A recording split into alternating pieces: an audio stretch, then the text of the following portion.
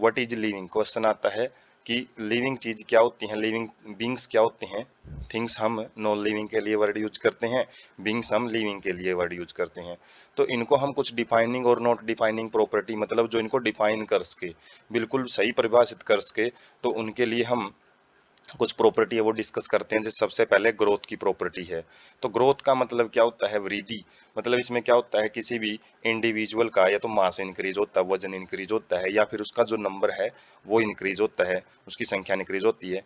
लेकिन हम देखते हैं कि केवल लिविंग ऑर्गेनिजम्स ही ग्रो नहीं करते हैं। इसके अलावा जो माउंटेन्स हैं, पर्वत हैं, बाउल्डर्स मतलब शिला खंड बोलते हैं, जो बड़े बड़े पहाड़ होते हैं, पहाड़ों के हिस्से, एंड सैंड माउंट्स मतलब रेत के जो टीले होते हैं, सैंड माउंट्स, तो वो भी ग्रो होते हैं, क्योंकि उनके ऊपर जो मटेरियल वगैरह है वो डिपॉजिट होता रहता है।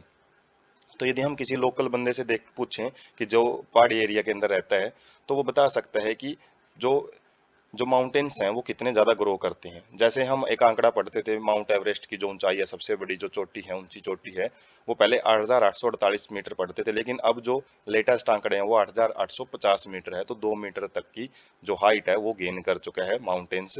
और वो किसकी वजह से, उसके ऊपर जो मटेरियल वगैरह है वो डिपॉजिट होते रहते हैं टाइम टू टाइम।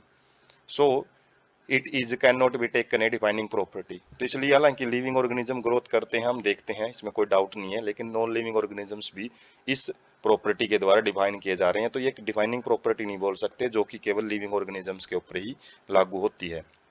उसके बाद है सेकंड जो प्रॉपर्टी है वो रिप्रोडक्शन। रिप्रोडक्शन क्या होता है, वो प्रोसेस होती है जिसके द्वारा नए जो प्रोजेनी है, ऑफस्प्रिंग्स हैं, वो प्रोड्यूस किए जाते हैं। और वो जो ऑर्गेनिज्म है उनके पास जो फीचर होते हैं, गुण होते हैं, वो किस जैसे दिखाई देंगे, वो अपने पेरेंट्स जैसे। कुछ बिल्कुल सिमिलर हो सकते हैं, जो एसेक्सुअल रिप्रोडक्शन में हम देखते हैं बिल्कुल आइडेंटिकल कॉपी बनती है पेरेंट्स की। और लेस सिमिलर का मतलब कुछ वेरिएशंस वो लिए हो सकते हैं अपने पेरेंट्स की। तो जो रिप्रोडक्शन प्रोसेस है, ये cell division and reproduction are not very clear single celled organism. तो जो सिंगल सेल ऑर्गेनिज्म है उसमें सेल डिवीजन है, जब सेल डिवाइड होती हैं तो उसी को रिप्रोडक्शन बोला जाता है वहाँ पे।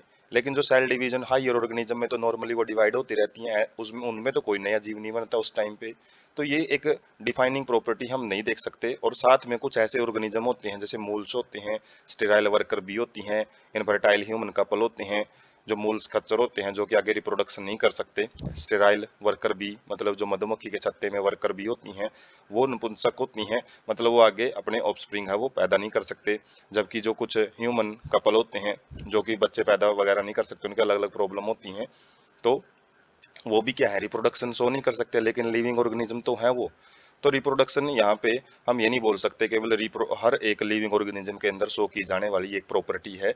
इसलिए जो रिप्रोडक्शन है उसको भी हम क्या नहीं बोल सकते, कि डिफाइनिंग प्रॉपर्टी नहीं बोल सकते, क्योंकि इसके अंदर वो सारे डिफाइनिंग कैरेक्टर्स वो ये नहीं लिए हुए हैं। इंक्लूजिंग का मतलब इंक्लूड करना, तो वो प्रॉपर्टी जिसके पास नहीं है। सेकंड थर्ड है मेटाबॉलिज्म। मेटाबॉलिज्म क्या होता है, sum total of all the chemical reaction occurring in our body in is metabolism. हमारे शरीर में जितनी भी केमिकल रिएक्शन होती हैं, जैसे हम नॉर्मल केमिकल रिएक्शन पढ़ते हैं जिसमें जो रिएक्टेंट है वो प्रोडक्ट में बदलते हैं, ओल्ड बॉन्ड ब्रेक होते हैं, नए बॉन्ड बनते हैं। जैसे नॉर्मल केमिस्ट्री में पढ़ते हैं जो डिकम्पोजिशन रिएक्शन है, थर्मल डिकम्पोजिशन है, या फिर कम्बिनेशन रिएक्शन है। तो ये सारी बाहर होने वाली रिएक्शन है, और यदि इसी प्रकार की रिएक्शन हमारे शरीर में हो तो उनको मेटाबॉलिज्म बोला जाता है। तो किसी भी नॉन लिविंग ऑर्गेनिज्म के अंदर, किसी भी नॉन लिविंग ऑब्जेक्ट बोलेंगे हम, उनके अंदर ये मेटाबॉलिज्म नहीं होती हैं। और मेटाबॉलिज्म जब होती हैं तभी वो जीव जिंदा रहता है। मेटाबॉलिज्म यदि रुक जाती हैं, रिएक्शंस रुक जाती हैं शरीर में, तो डेथ हो जाती है। तो an isolated metabolic reaction performed in a test tube in vitro are not living thing but surely living reaction। तो यदि हम किसी भी एक सेल को किसी भी बॉडी से निकाल के बाहर उसकी स्टडी करते हैं लैब के अंदर, इन विट्रो मतलब लैब के अंदर, तो हालांकि वो रिएक्शन तो शो कर सकता है, मेटाबॉलिज्म रिएक्शन तो शो कर पाएगा, लेकिन उसको एक लिविंग थिंग हम नहीं बोल सकते, लिविंग बीइंग नहीं बोल सकते, क्योंकि वो बाहर है। जो शरीर से बाहर कोई भी चीज है वो ना तो लिविंग में आती है ना नॉन लिविंग में आती है। जैसे वायरस है, वायरस के पास वो सारी एक्टिविटी वो नहीं कर पाता, जिसकी वजह से हम उसको लिविंग बोल सकते हैं। लेकिन जैसे ही ऑर्गेनिज्म में जाएगा वो क्या बन जाता है, वहाँ पे लिविंग बन जाता है।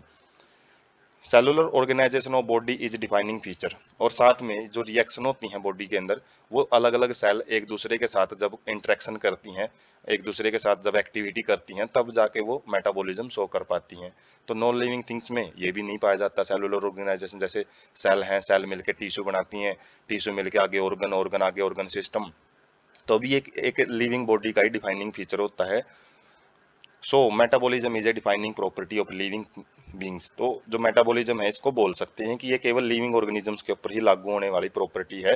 नॉन लिविंग थिंग्स इस प्रॉपर्टी को शो नहीं करते हैं। उसके बाद नेक्स्ट है कॉन्शियसनेस, जो फोर्थ प्रॉपर्टी है और जो सेकंड डिफाइनिंग प्रॉपर्टी है वो। कॉन्शियसनेस क्या होती है? चेतना बोलते हैं इसको। एबिलिटी टू सेंस एनवायरनमेंट, यदि हम अपने वातावरण को सेंस कर पा रहे हैं, उसमें क्या बदलाव है उसको पता लगा पा रहे हैं, और उसके प्रति जो रिस्पॉन्ड हम देते हैं एनवायरमेंटल स्टिमुली बाहर से जो भी उद्दीपन आते हैं उनके प्रति जो हम प्रतिक्रिया करते हैं, तो वो कॉन्शियसनेस कहलाता है। Plant respond to external factor, plant भी अलग अलग जो बाहरी फैक्टर होते हैं उनके प्रति हम वो रिस्पॉन्ड देते हैं। जैसे लाइट है, वाटर है, टेम्परेचर है, और दूसरे ऑर्गेनिज्म है उनके प्रति वो अलग अलग अडेप्टेशन है, अलग अलग रिस्पॉन्ड है वो देते हैं। और जो सारे ऑर्गेनिज्म होते हैं, चाहे वो प्रोकैरियोट को जिसके पास ट्रू न्यूक्लियर मेम्ब्रेन या फिर ट्रू न्यूक्लियस सबसेंट होता है, जो पहले टाइप की सेल होती है उनको प्रोकैरियोटिक सेल बोलते हैं। और जिन ऑर्गेनिज्म के पास ये प्रोकैरियोटिक सेल पाई जाती है उनको प्रोकैरियोटिक ऑर्गेनिज्म बोला जाता है। और यूकैरियोटिक है जो जिसके अंदर ट्रू न्यूक्लियस प्रेजेंट होता है, एक न्यूक्लियस बिल्कुल हम कॉन्स्पीशियस मतलब स्पष्ट न्यूक्लियस सेल के अंदर देख सकते हैं। और जितने भी ऑर्गेनिज्म होते हैं, चाहे वो यूकैरियोटिक हो चाहे प्रोकैरियोटिक हो, वो सारे के सारे क्या कर सकते हैं? एनवायरनमेंट को सेंस कर सकते हैं। और एनवायरमेंटल क्यूज, क्यूज का मतलब जो भी सिग्नल वगैरह आते हैं उनके प्रति वो अपनी प्रतिक्रिया दे सकते हैं। All organism therefore are aware of their surrounding, तो जो जितने भी ऑर्गेनिज्म है वो अपने सराउंडिंग के प्रति बड़े अच्छे ढंग से अवेयर रहते हैं। उनको पता होता है कि क्या एक्शन लेना है, शरीर को कैसे डालना है। और ह्यूमन बीइंग एकमात्र ऐसा जीव है जो कि अपने प्रति भी अवेयर है, उसको खुद के बारे में पता होता है, सेल्फ कॉन्शियसनेस बोलते हैं। खुद की भी उसको पता होता है कि क्या कुछ चेंजेस शरीर में चल रहे हैं, खुद के बारे में उसने काफी सारी स्टडी कर ली है।